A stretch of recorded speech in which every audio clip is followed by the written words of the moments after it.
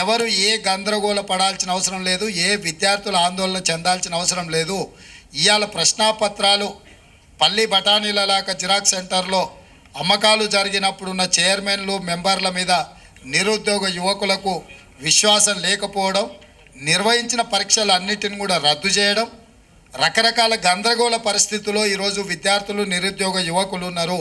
కాబట్టి వాళ్ళు already governor గారికి రాజీనామాలు సమర్పించారు.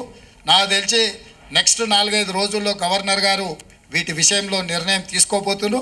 వారు నిర్ణయం తీసుకున్న ఎంబడే వేగంగా కొత్త బోర్డును నియామకాలు చేపట్టిన ఎంబడే పోటీ పరీక్షలు నిర్వహిస్తాము.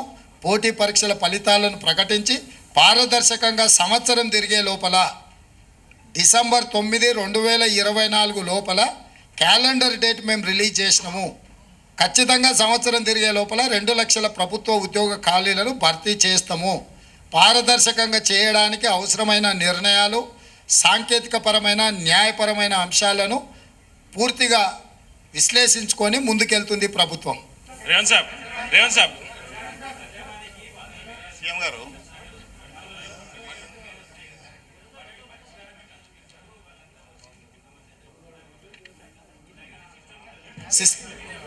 సిస్టమ్ ఉన్నది. ఆల్రెడీ దరఖాస్తులు తీసుకుంటున్నాం, వాళ్ళని డిజిటలైజ్ చేస్తున్నాం, వాళ్ళకు ఒక నెంబర్ ఇస్తున్నాం, ఆ నెంబర్ వాళ్ళ మొబైల్కు పంపిస్తున్నాం, సంబంధిత శాఖలకు పంపిస్తున్నాం. అక్కడ ఒక ఐఏఎస్ ఆఫీసర్ని మొత్తం వ్యవస్థనే ఏర్పాటు చేసినాం. నిరంతరం ప్రజావానికి వచ్చే సమస్యల యొక్క పరిష్కారానికి తీసుకోవాల్సిన చర్యల కోసం ప్రత్యేకమైన అధికారులను ఒక ఐఏఎస్ ఆఫీసర్ని పెట్టినాం. వారి కింద సిబ్బందిని కూడా నియమించినాము.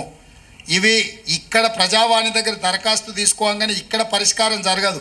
ఊర్లో ఎంఆర్ఓ ఆఫీస్తోని పని ఉందనుకో, ఇప్పుడు అది ఆ ఎంఆర్ఓ ఆఫీస్కు ఫార్వర్డ్ చేయాల్సిందే కదా.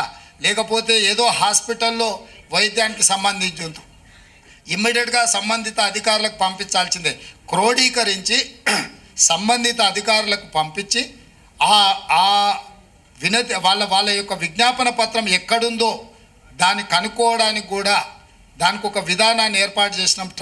దాన్ని ట్రాక్ చేయడానికి కూడా ట్రాకింగ్ సిస్టమ్ పెట్టినాం. సో ఏ అధికారి దగ్గర వాళ్ళ కంప్లైంట్ పెండింగ్ ఉందో దాని స్టేటస్ ఏందో తెలుసుకోవడానికి కూడా అన్నిటిని కూడా డిజిటలైజ్ చేసినాం.